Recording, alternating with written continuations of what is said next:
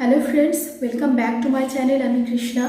আজকের ভিডিওটা ক্লাস 9 থেকে 12-এর যে স্টুডেন্টরা আছে তাদের জন্য ভীষণ একটা হেল্পফুল ভিডিও হতে চলেছে, কারণ আজকের ক্লাসে আমি তোমাদের ফ্রেজ শেখাবো। তো ভিডিওটা প্রথম থেকে শেষ পর্যন্ত দেখবে এবং দেখার পরে যদি তোমাদের ভালো লাগে তাহলে লাইক করবে, শেয়ার করবে এবং চ্যানেলটাকে সাবস্ক্রাইব করবে আরও নতুন ভিডিও পাওয়ার জন্য, এবং তোমাদের কেমন লাগছে সেটা কমেন্ট সেকশনে গিয়ে জানাবে। ওকে, সো লেটস গেট স্টার্টেড। তাহলে ফ্রেজ কি? A combination of words that makes sense but not a complete sense is called a phrase.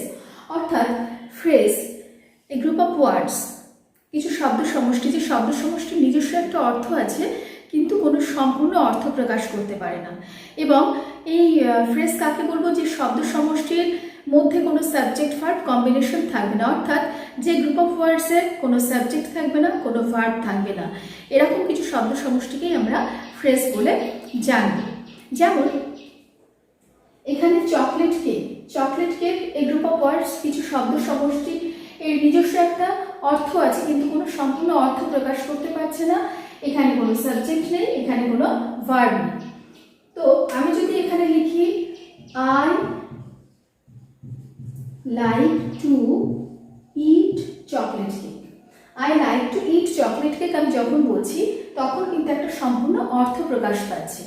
Okay, next আছে বিউটিফুল ড্রেস। বিউটিফুল ড্রেস, এটাও কিন্তু এর একটা নিজস্ব অর্থ আছে কিন্তু কোনো সম্পূর্ণ অর্থ প্রকাশ করতে পারছে না, এবং এখানে কিন্তু কোনো সাবজেক্ট নেই, কোনো ভার্ব নেই। এই গ্রুপ অফ ওয়ার্ডসের মধ্যে কোনো সাবজেক্ট ভার্ব কম্বিনেশন কিছুই নেই। কিন্তু আমি যদি বলি she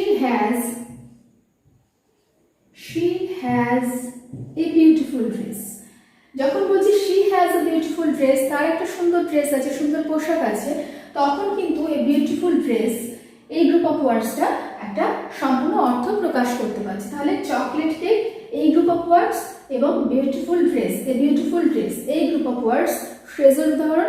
এইবার এই ফ্রেজকে আমরা একটু ডিটেলসে দেখে নেব। ফ্রেজকে আমরা কোনো সেন্টেন্সে পার্ট অফ স্পিচের মতো ব্যবহার করে থাকি। অর্থাৎ পার্ট অফ স্পিচ কাকে বলে, কত ধরনের তোমরা জানো? যদি এখনো না জেনে থাকো তাহলে প্লে লিস্টে গিয়ে চেক করলে দেখবে পার্ট অফ স্পিচের উপর আমার বেশ কিছু ভিডিও করা আছে, সেখান থেকে তোমরা নিশ্চয়ই একটা আইডিয়া পেয়ে যাবে। তো এই ফ্রেজগুলোকে আমরা সেন্টেন্সে পার্ট অফ স্পিচের মতো ব্যবহার করি বলে পার্ট অফ স্পিচের নাম অনুসারেই কিন্তু আমরা ফ্রেজগুলোকে ক্লাসিফাই করব, ভাগ করব। তো এই ফ্রেজকে আমরা 5টা ভাগে ভাগ করতে পারি। কি কি? Noun phrase, adjective phrase, verb phrase, adverb phrase, prepositional phrase. এই ফ্রেজগুলোর নাম দেখেই বুঝতে পারছো যে পার্ট অফ স্পিচের নাম অনুসারে নামগুলো দেওয়া হয়েছে, সুতরাং এই ফ্রেজগুলোর কাজ কিন্তু সেন্টেন্সে এই পার্ট অফ স্পিচগুলোর মতোই হবে। এবার আমরা দেখে নিই প্রথমে কি আছে। প্রথমেই আছে নাউন ফ্রেজ। তাহলে নাউন ফ্রেজ, নাউন কি আমরা জানি? নাউন হচ্ছে একটা নামবাচক পদ। তো নাউন ফ্রেজ হচ্ছে সেই গ্রুপ অফ ওয়ার্ডস, যে গ্রুপ অফ ওয়ার্ডসকে আমরা কোনো সেন্টেন্সে ঠিক নামের মতোই নামবাচক পদ হিসেবেই ব্যবহার করব। যেমন প্রথমে কি আছে? The camel is a beast of burden. উট একটি ভারবাহী পশু। এখানে এ বিস্ট অফ বার্ডেন এই গ্রুপ অফ ওয়ার্ডস কিন্তু একটি নামবাচক পদ হিসেবে নাউনের মতো এই সেন্টেন্সে ব্যবহৃত হয়েছে নাম বোঝানোর জন্য। The camel is a beast of burden, তাহলে এটা নাউন ফ্রেজ বলতে পারি। নেক্সট আছে the refugees were given food and clothing. শরণার্থীদের খাবার এবং পোশাক দেওয়া হয়েছিল, ফুড অ্যান্ড ক্লোদিং। তাহলে এখানে ফুড অ্যান্ড ক্লোদিং এই সেন্টেন্সে ফুড অ্যান্ড ক্লোদিং এটা কিন্তু নাউনের মতো নামবাচক পদ হিসেবে এই সেন্টেন্সে ব্যবহৃত হয়েছে। তাহলে আমরা ফুড অ্যান্ড ক্লোদিং এই গ্রুপ অফ ওয়ার্ডসকে নাউন ফ্রেজ বলতে পারি, কারণ এই সেন্টেন্সে এই বাক্যে এই গ্রুপ অফ ওয়ার্ডসটা নামবাচক পদ হিসেবে ব্যবহৃত হচ্ছে। নেক্সট আছে reading book is a good habit. বই পড়া একটা ভালো অভ্যাস।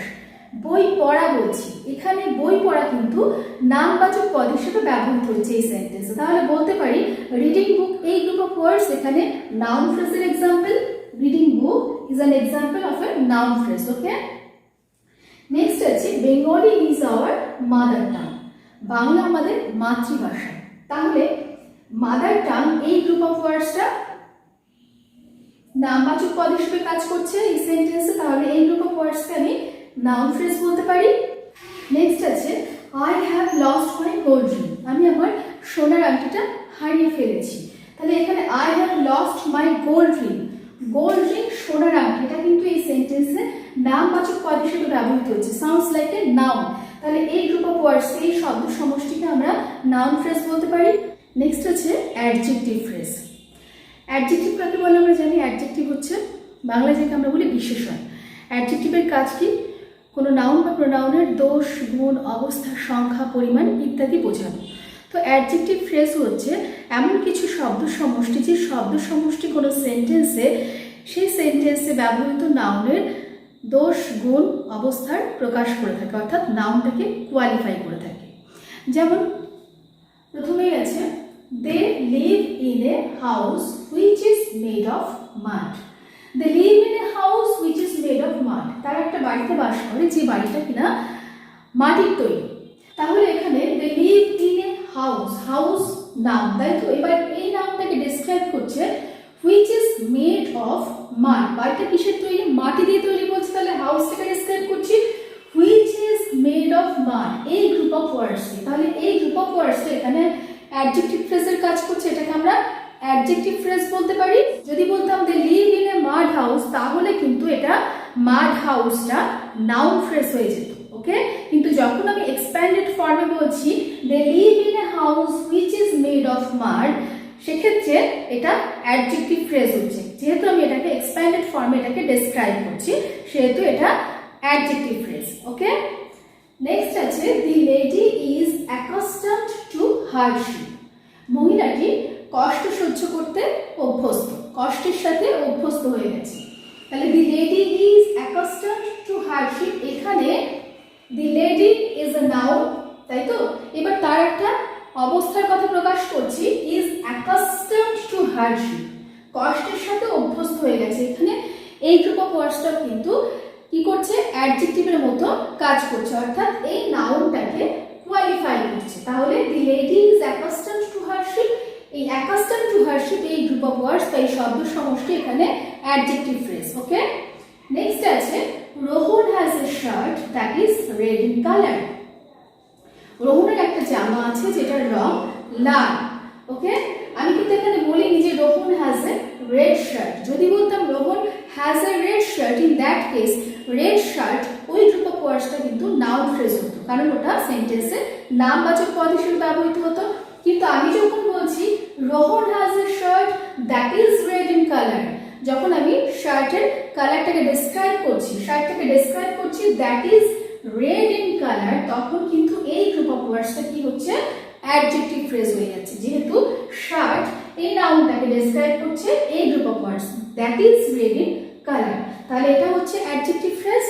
নেক্সট আছে the rose is as red as blood, গোলাপটা রক্তের মতো লাল, বা গোলাপের রংটা রক্তের মতো লাল। তাহলে দি রোজ একটা নাউন, এবার এই রোজটাকে ডেসক্রাইব করছি অ্যাজ রেড অ্যাজ ব্লাড, রক্তের মতো লাল। তাহলে এখানে কি হচ্ছে, এই গ্রুপ অফ ওয়ার্ডসটা অ্যাডজেক্টিভের মতো ব্যবহার করছে, তাহলে এই গ্রুপ অফ ওয়ার্ডসকে আমরা অ্যাডজেক্টিভ ফ্রেজ বলতে পারি।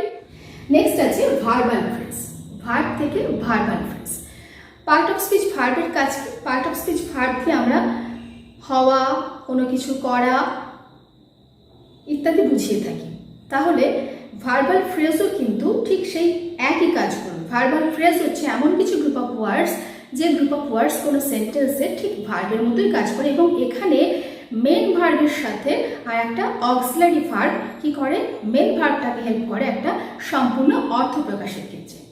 যেমন কি আছে, we must help the poor, আমরা অবশ্যই গরিবদেরকে সাহায্য করব। এখানে মেন ভার্ব কোনটা, এখানে মেন ভার্ব হচ্ছে হেল্প, আর এই হেল্প এই মেন ভার্বটাকে সাহায্য করছে মাস্ট এই অক্সিলারিটি একটা সম্পূর্ণ অর্থ প্রকাশের জন্য। তাহলে we must help the poor, এখানে মাস্ট হেল্প এই গ্রুপ অফ ওয়ার্ডসটা works like a verb, so this group of words are called verbal phrase, okay.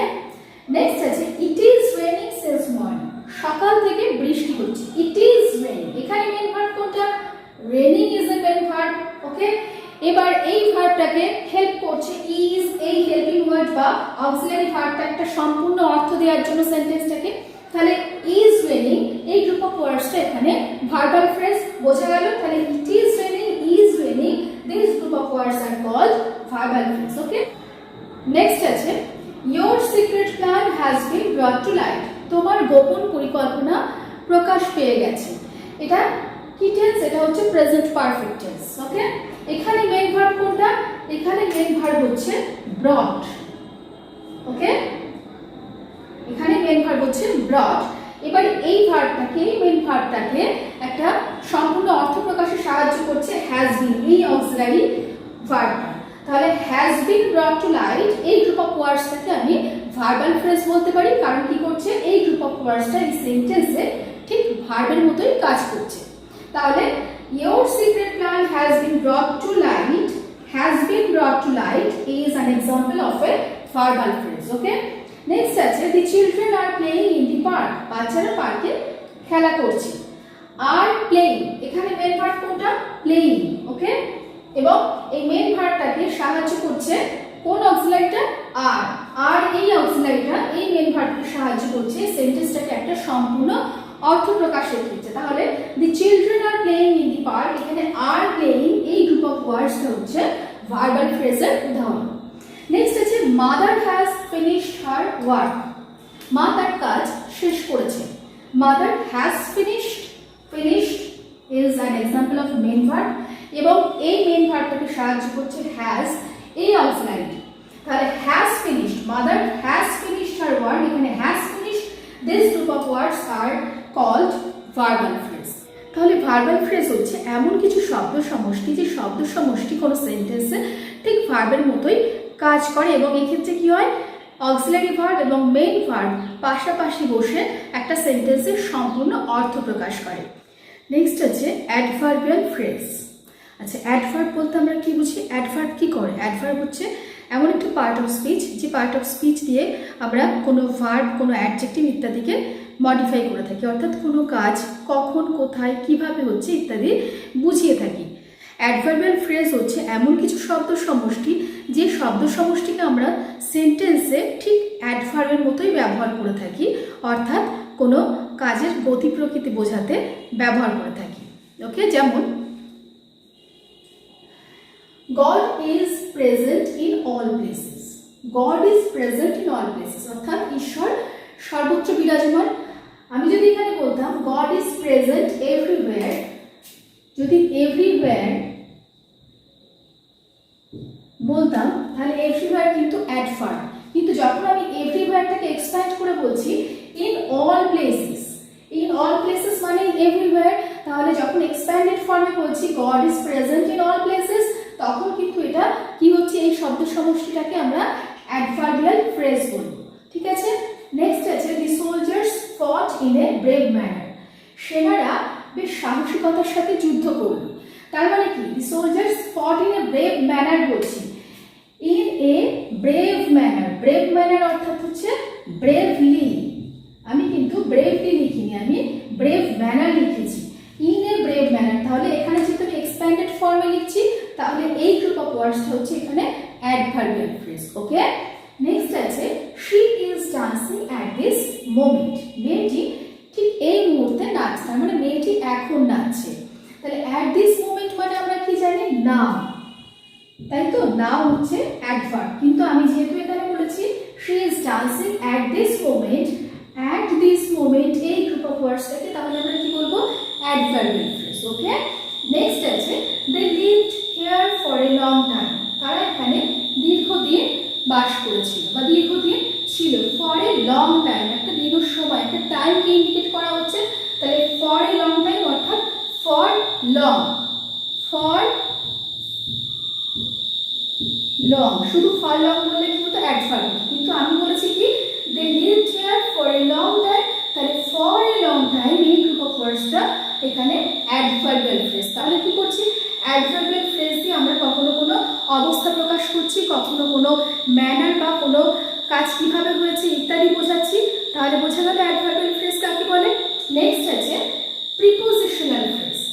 Preposition হচ্ছে সেই পার্ট অফ স্পিচ যে পার্ট অফ স্পিচ দিয়ে আমরা কোনো দিক, অবস্থা ইত্যাদি নির্দেশ করে থাকি। অর্থাৎ বলতে পারি প্রিপোজিশনাল ফ্রেজ হচ্ছে এমন কিছু গ্রুপ অফ ওয়ার্ডস বা এমন কিছু শব্দ সমষ্টি যার দ্বারা কোনো কিছুর অবস্থান বা দিক নির্দেশ করে থাকবো।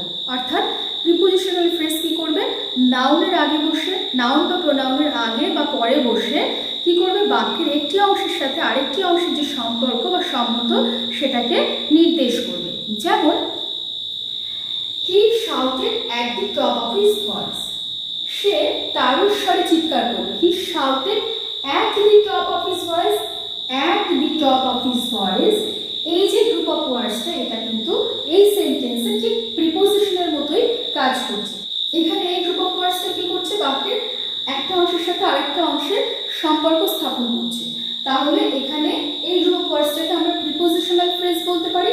আর প্রিপোজিশনাল ফ্রেজ চেনার আরেকটা সহজ উপায় বলি, অনেক সময় এমন হয় যে কোনো প্রিপোজিশনাল ফ্রেজ প্রিপোজিশন দিয়ে শুরু হচ্ছে আবার প্রিপোজিশন দিয়ে শেষ হচ্ছে। যেমন এখানে হয়েছে he shouted at the top of his voice, at দিয়ে শুরু হচ্ছে আবার অফ দিয়ে শেষ হচ্ছে। তাহলে at the top of his voice এই গ্রুপ অফ ওয়ার্ডসটা প্রিপোজিশনাল ফ্রেজের উদাহরণ। নেক্সট কি আছে, the boy could not play because of his injury, ছেলেটি তার আহত হওয়ার কারণে খেলতে পারল না। তাহলে কেন খেলতে পারল না, আহত হওয়ার কারণে, because of, the boy could not play because of. তাহলে বিকজ অফ এই গ্রুপ অফ ওয়ার্ডসটা এখানে প্রিপোজিশনাল ফ্রেজের মতো এখানে কাজ করছে, বাকি একটি অংশের সাথে আরেকটি অংশের সম্পর্ক স্থাপন করছে। অর্থাৎ বিকজ অফ হিজ ইনজুরি এই গ্রুপ অফ ওয়ার্ডসটা হচ্ছে প্রিপোজিশনাল ফ্রেজ। নেক্সট আছে there is a pond in front of our house, আমাদের বাড়ির সামনে একটা পুকুর আছে। এখানে কি করছে, there is a pond in front of our house, in front of এই যে গ্রুপ অফ ওয়ার্ডসটা, এই গ্রুপ অফ ওয়ার্ডসটা কি করছে, একটা অবস্থান, পুকুরের একটা অবস্থান নির্দেশ করা হচ্ছে এবং বাক্যের একটি অংশের সাথে আরেকটি অংশের মধ্যে সম্পর্ক স্থাপনের কাজ করছে। তাহলে there is a pond in front of our house, in front of এই গ্রুপ অফ ওয়ার্ডসটা হচ্ছে কি প্রিপোজিশনাল ফ্রেজ, বা পুরোটাকেই আমরা বলতে পারি যে প্রিপোজিশনাল ফ্রেজ। ওকে, নেক্সট আছে the book is on the table, বইটা টেবিলের উপরে আছে। এই যে বলছি অন দি টেবিল, এখানে একটা অবস্থা বোঝানো হচ্ছে এবং কি হচ্ছে বাক্যের একটি অংশের সাথে আরেকটি অংশের, এই যে দি বুক আর টেবিলের মধ্যে, দি বুক আর দি টেবিলের মধ্যে সংযোগ স্থাপনের কাজটা করছে অন এই প্রিপোজিশনটা। তাহলে এই পুরো অংশটাই হচ্ছে, এই গ্রুপ অফ ওয়ার্ডসটা হচ্ছে কি না prepositional phrase. So that was all for today. দেখা হচ্ছে পরের ভিডিওতে আর নতুন কোনো কন্টেন্ট।